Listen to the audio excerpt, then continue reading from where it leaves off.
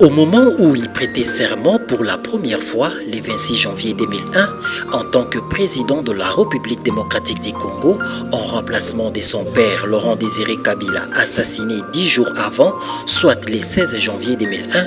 Joseph Kabila n'avait que 29 ans à l'époque. Ce jeune président avait hérité de son père un pays déchiré, voire divisé par des conflits armés en interne tout comme en externe.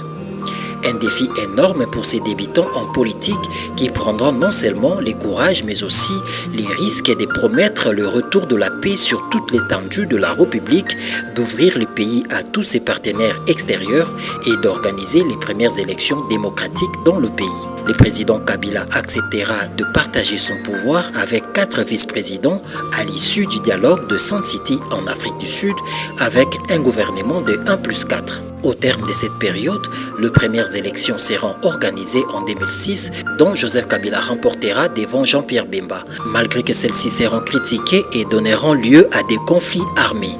En 2001, Joseph Kabila organisera les deuxièmes élections où il sera candidat à sa propre succession et dont il sera réélu pour un second mandat alors que, une fois de plus, les résultats de ces élections seront contestés par son challenger Étienne Tshisekedi qui se réclamait vainqueur.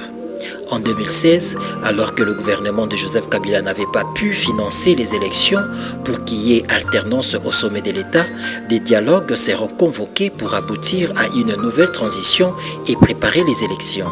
Parmi ces dialogues, celui de l'Union africaine a eu lieu le 18 octobre 2016 et celui de la CENCO le 31 décembre de la même année, date de la fin de son second mandat, qui créera une crise politique sans précédent à la base des incertitudes sur la tenue des prochaines élections prévues pour le 23 décembre 2018.